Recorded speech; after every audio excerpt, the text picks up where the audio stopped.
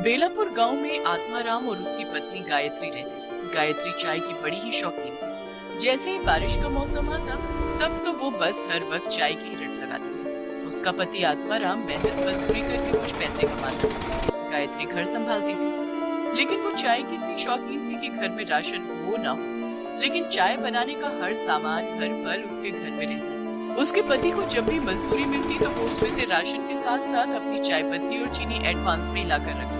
इतना सारा चाय बनाने का सामान फिर ले आई? अरे चाय की दुकान खोलने का इरादा है क्या? वाह मेरे पति देव, क्या आइडिया दिया है। ऐसा क्या कह दिया मैंने? वो तो तुम्हें सुबह ही पता चलेगा।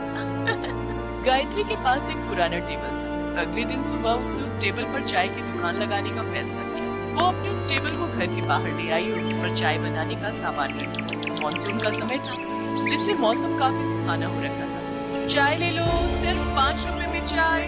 आओ आओ, इस सुहाने मौसम में चाय का मजा लो। कुछ ही देर में उसके पास चाय पीने के लिए लोग आने लगे। ठंडी ठंडी हवा, मानसून का महीना, सुहाना मौसम और ऊपर से अदरक, इलायची, मसालों वाली चाय। बहन जी, एक कप मुझे भी देना।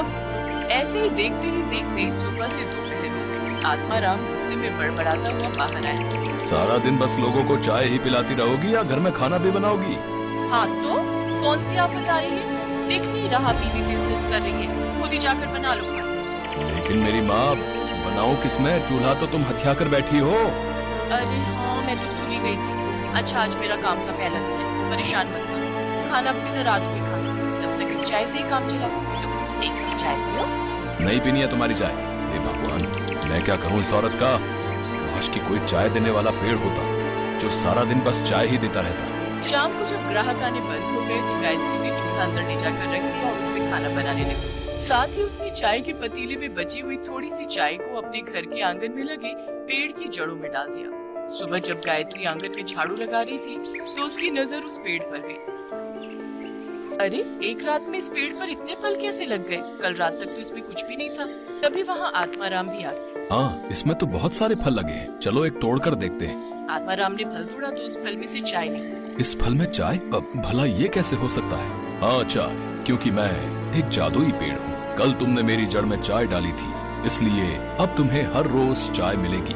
तुम जितनी चाहो उतनी चाय के फल मुझसे तोड़ सकते हो। वाह, ये तो बहुत ही अच्छा हुआ। अब हम बिना लागत लगाए ही लोगों को मुफ्त की चाय बेचेंगे और खूब मुनाफा कमाएंगे।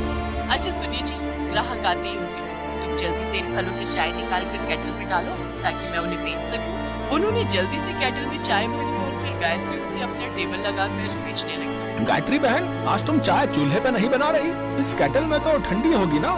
नहीं भाई साहब, चाय एकदम गर्म है, बस अभी चूल्हे से उतार कर लाई हूँ। इस चाय में बड़ा ही स्वादिष्ट स्वाद है भाई। अब गायत्री के ग्राहक और भी बढ़ गए, क्योंकि जो स्वाद उस पेड़ की चाय का था वैसा स्वाद उन्हें और कहीं नहीं। गायत्री अपना मुनाफा कमाने लगी।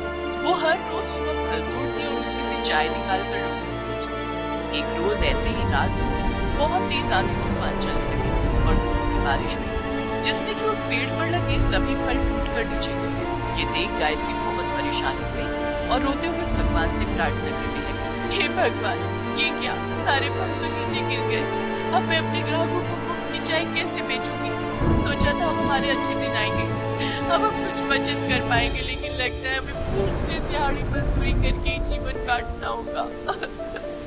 इसके बाद गायत्री उदास होकर दरवाजे पर ही बैठ गई और उसकी वहीं आंख लग गई। लेकिन अगली सुबह जब उसकी आंख खुली तो उसने देखा कि वो पेड़ फिर से पूरी तरह चाय के फलों से भरा पड़ा है। ये चमत्कार देख गायत्री और आत्माराम बहुत खुश हुए। फिर बारिश के मौसम में भी गायत्री तिरपाल लगाकर चाय बेचने लगी। अब तो भरी बारिश में भी लोग उनके यहाँ चाय का स्वाद चखने जरूर आए। उन्हें उस पेड़ की चाय की लत जो लग गई थी। आत्माराम ने भी अब मजदूरी छोड़ दी और वो भी अब अपनी पत्नी का हाथ बटाने लगा।